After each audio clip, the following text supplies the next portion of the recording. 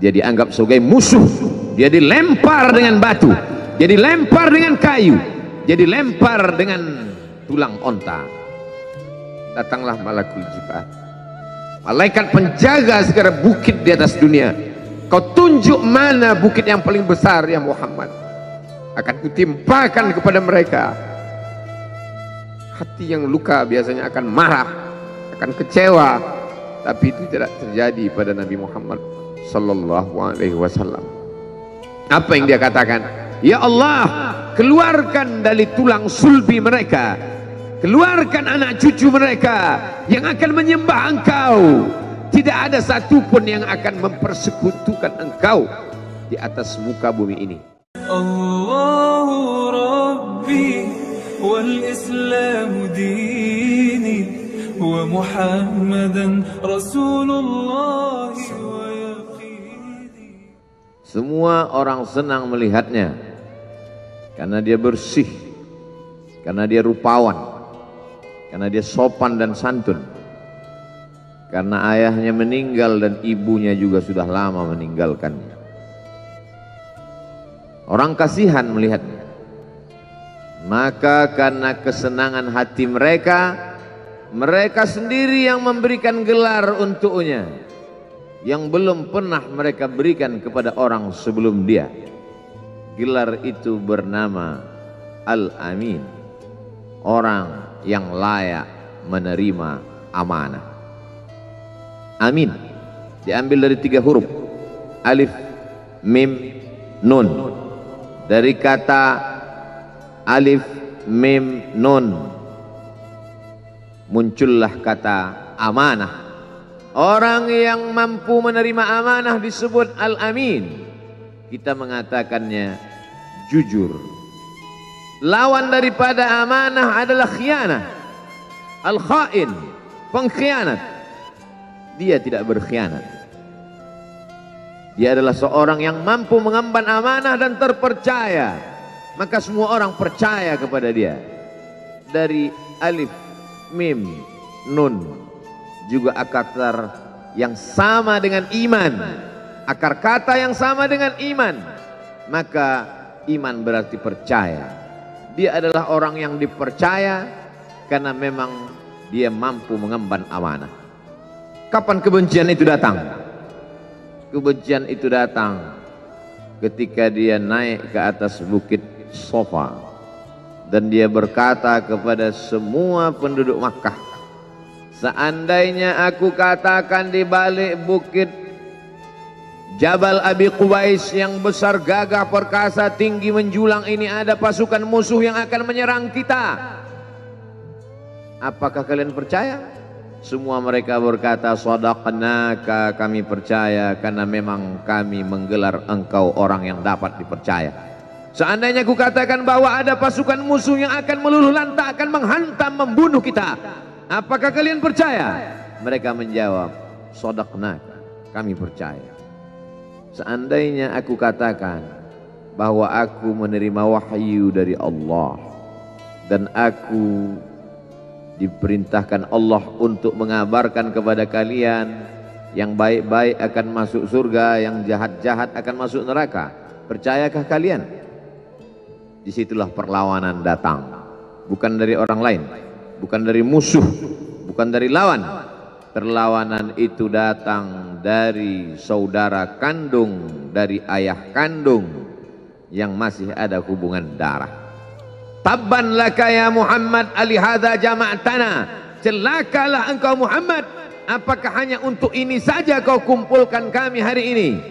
Allah membelanya, langsung Allah membelanya. Dia tidak membela dirinya, tapi Allah mengatakan tabbat yada abi lahabi wa tabba ma aghna anhu maluhu, hartanya tak ada berguna, wa ma kasab, hasil usahanya tak mendatangkan manfaat, wa mra'atuhu hammalatal hatab, istrinya menjadi pembawa kayu bakar, simbol dari adu domba, kata-kata yang membuat menyakitkan hati yang dibawa oleh Ummu Jamil istri Abu Lahab untuk menyiksa, menjelekkan, membuli, menebarkan berita untuk membunuh karakter Sayyidina wa Maulana Muhammad sallallahu alaihi wasallam. Ini bukti kalau hari ini ada anak muda yang rupawan, yang dermawan, yang disenangi lingkungannya, tidak ada orang yang tersinggung, biasa, karena Nabi Muhammad SAW juga pernah mengalami hal itu. Tapi begitu kau katakan, aku tadi malam bermimpi bahwa aku mesti hijrah, meninggalkan komunitas peminum khamar, meninggalkan geng kita yang selama ini bicara tentang yang haram, maka disitulah mereka akan berkata, apakah hanya untuk ini saja kita berteman selama ini? Mana persahabatan kita? Apa yang dialami pemuda-pemuda hijrah hari ini dialami oleh Rasulullah Sallallahu Alaihi Wasallam 14 abad yang silam. Ketika kau berhasil bisnis, orang senang. Ketika kau berhasil membina rumah tangga, tidak ada orang yang tersakiti. Ketika anakmu lucu-lucu dan kau berada di tengah mereka, tidak terusik kepentingan mereka, tidak terganggu ekonomi mereka, engkau adalah sahabat, engkau adalah teman setia. Tetapi ketika kau tidak ikut kemauan manusia, disitulah engkau sedang melantik dirimu sendiri menjadi musuh.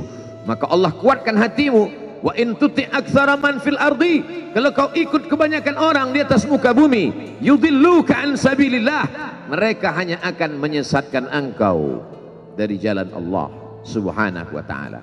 Tapi api itu tidak pernah padam. Kalau dia padam, maka berakhirlah dakwah Islam. Dia terus bergelora, dia terus menyala, dia terus membakar kemunafikan, membakar kemusyrikan, sampai akhirnya embargo pun tiba. Jangan ada yang mau bergabung dengan kelompok Muhammad sallallahu alaihi wasallam. Jangan ada yang mau berkirim makanan, jangan ada yang mau berdagang, jangan ada yang mau menjalin transaksi. Mereka ingin membunuh secara perlahan-lahan.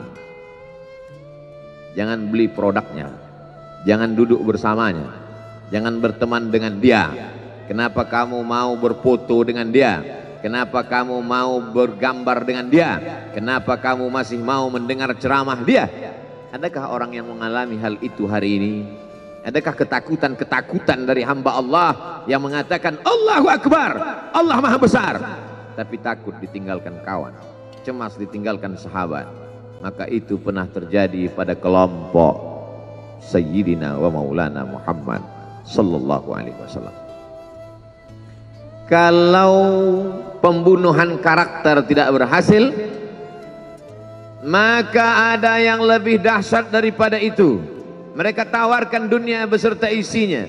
Wallahi, demi Allah wahai paman, demi Allah wahai Abu Talib, law wada'u syamsa fi yamini wal qamara fi yasari, andai mereka letakkan matahari di tangan kananku, bulan di tangan kiriku, ala atruka hadzal amr, supaya aku tinggalkan dakwah ini, aku tidak akan meninggalkannya.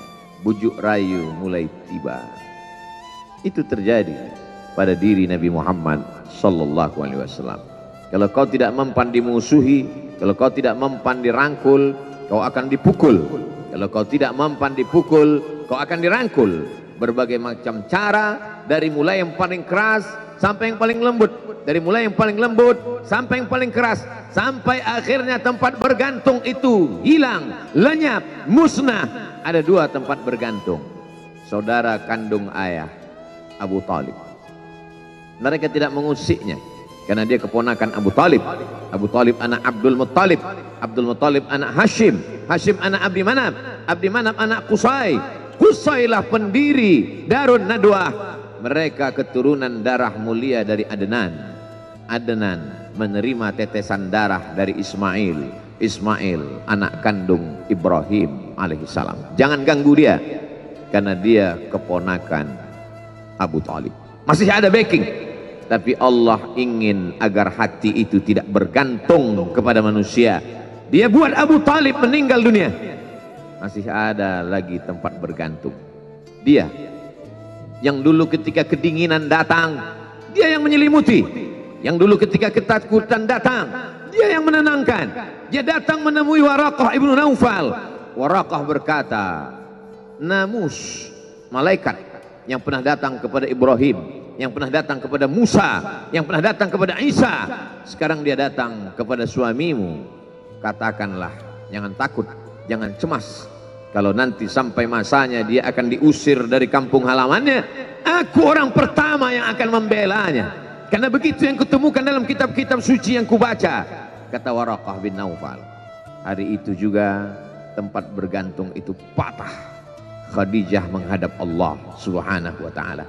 Tak lagi ada makhluk tempat bergantung, tak ada lagi ranting tempat berhinggap, tak ada lagi batang kayu tempat berpegang.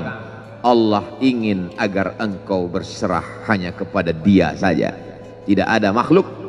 Bersandar kepada makhluk akan kecewa, bersandar pada kayu yang rindang akan tumbang, bersandar kepada benda akan binasa, bersandar kepada sahabat akan berubah menjadi musuh. Bersandarlah kepada Dia, Hayyun Maha Hidup, la yamut, Dia tak pernah mati. Bersandarlah kepada Dia, Al-Aziz yang Maha Perkasa, Al-Jabbar yang Maha Berkuasa. Itu yang diinginkan Allah dari sosok Sayyidina wa Maulana Muhammad sallallahu alaihi wasallam. Dia pergi, sengaja dia pergi berjalan kaki, karena kalau dia pergi menunggang unta, mereka sudah mengintai, dia pasti lari, dia akan pergi ke tempat yang jauh. Sengaja dia pergi berjalan kaki. Lalu kemudian dia pun sampai ke suatu tempat. Dia berharap mereka adalah orang-orang yang lembut akan yang menerimanya. Tapi dia tidak diterima dengan tala'al badru alaina. Dia tidak diterima sebagai ahlan wasahlan. Ahlan, keluarga, kau datang kami sambut sebagai keluarga. Sahlan, mudah, kau datang urusanmu mudah. Ahlan wasahlan. Tapi dia tidak dianggap sebagai keluarga, dia tidak dianggap sebagai sahlan, dia dianggap sebagai musuh. Dia dilempar dengan batu, dia dilempar dengan kayu, dia dilempar dengan tulang onta. Apa yang dia lakukan? Dia bersembunyi di balik bukit. Dia angkat kedua tangannya. Ilaika ashku dha'fa quwwati, kepada engkau saja aku mengadukan kelemahanku, wa qillata hilati, ketidakberdayaanku, wa hawani bainan nas, aku hina di tengah mereka. Kalau dulu aku ada tempat bergantung, ada tempat bersandar, ada tempat mengadu, hari ini hanya engkau saja ya Allah. Datanglah malakul jibal, malaikat penjaga segala bukit di atas dunia. Kau tunjuk mana bukit yang paling besar ya Muhammad, akan kutimpakan kepada mereka. Hati yang luka biasanya akan marah, akan kecewa, tapi itu tidak terjadi pada Nabi Muhammad sallallahu alaihi wasallam. Apa yang dia katakan? Asallah an yukhrij min aslabihim man ya'budullaha wa la yusyrika bihi syai'a. Ya Allah, keluarkan dari tulang sulbi mereka, keluarkan anak cucu mereka yang akan menyembah engkau. Tidak ada satupun yang akan mempersekutukan engkau di atas muka bumi ini. Doanya dikabulkan, hatinya susah, pikirannya kacau, tapi lidahnya tidak berkata-kata kasar. Dia doakan agar anak cucu mereka menyembah Allah.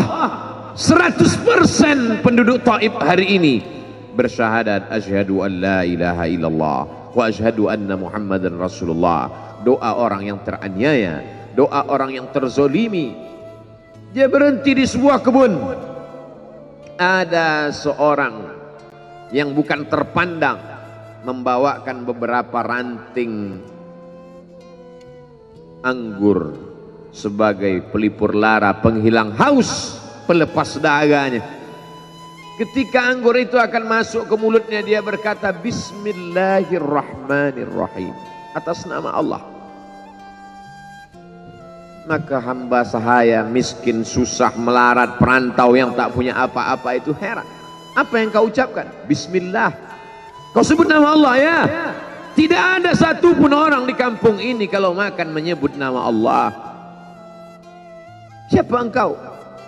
Aku Nabi yang diutus Allah Subhanahu wa ta'ala. Berarti engkau sama dengan orang yang dulu pernah berada di kampungku. Engkau dari mana? Aku dari Ninawi. Ninawi ya. Di sana ada saudaraku, kata Nabi Muhammad SAW. Di sana ada saudaraku, namanya Yunus bin Matta. Yunus bin Matta adalah saudaraku. Sama-sama hamba yang diutus Allah Subhanahu wa ta'ala. Dia juga diingkari oleh kaumnya. Dia masuk ke dalam lautan, ditelan seekor ikan dalam 3 kegelapan. Gelapnya tengah malam, gelapnya lautan, gelapnya perut ikan. Dia berserah kepada Allah. La ilaha illa anta subhanaka inni kuntu minal zalimin.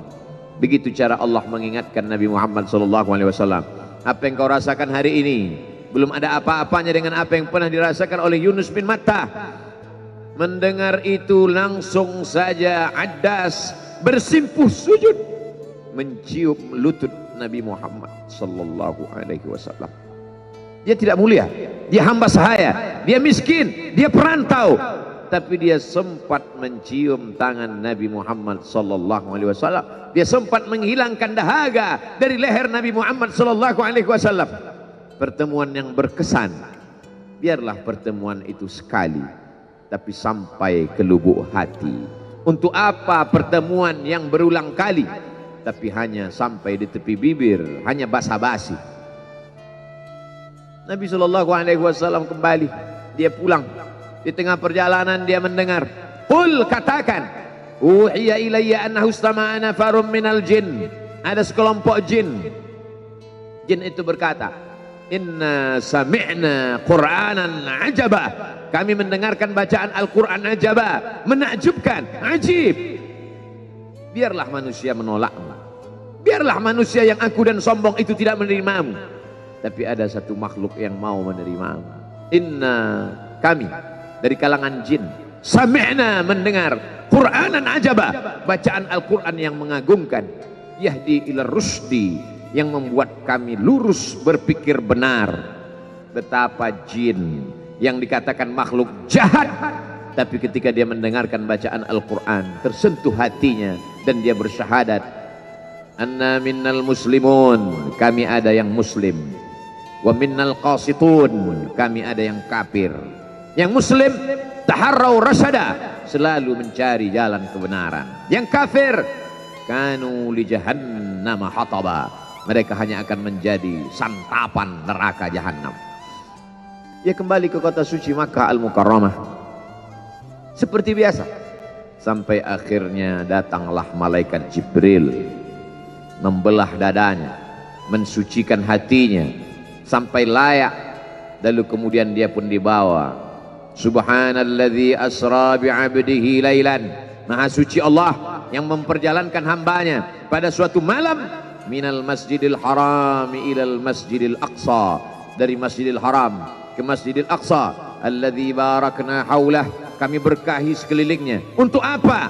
Linuriyahu min ayatina, kami ingin memperlihatkan kepadanya tanda-tanda kebesaran kami. Selama ini dia hanya didengar, azab kubur didengar, neraka jahanam didengar, malaikat didengar. Hari ini kami ingin memperlihatkan tanda-tanda itu kepada hamba kami. Jangan bersedih ketika kau didustakan, jangan bersedih ketika kau dibunuh karaktermu, jangan berduka cita ketika tidak ada manusia yang menerimamu, karena sesungguhnya itu hanyalah cara Allah menguatkan hatimu, karena dia ingin mengangkat derajatmu, menempatkan di tempat yang terpuji, memperlihatkanmu sesuatu yang tidak pernah dia perlihatkan kepada manusia yang lain. Dia buat hatimu hancur berkeping agar tidak lagi ada tempat makhluk dalam hatimu, yang ada hanya Allah semata. Ma fi qalbi ghairullah. Pada saat itu mentalmu sudah kuat, layaklah engkau berada di tempat yang terpuji. Kalau ada orang menyakitimu, jangan berduka. Kalau ada tetangga, sahabat, kawan baik meninggalkanmu, jangan berduka lara, karena sesungguhnya di balik itu semua, fa inna ma'al usri yusra, inna ma'al usri yusra, idza daqat 'alaika dunya faqul ya Allah. Kalau terasa sempit dunia, mengadulah kepada Allah. Idza sa'alta fas'alillah, kalau minta-mintalah kepada Allah. Wa idza sta'anta fasta'in billah, kalau minta tolong, minta tolonglah kepada Allah. Iyyaka na'budu wa iyyaka nasta'in, kepada engkau kami menyembah, kepada engkau kami beribadah, kepada engkau kami bersimpuh sujud, kepada engkau juga kami meminta pertolongan. Barakallahu li wa lakum fil Qur'anil azim wa nafa'ani wa iyyakum bima fihi minal ayati wadh-dhikril hakim wa taqabbala minni wa minkum tilawatahu innahu huwal ghafurur rahim.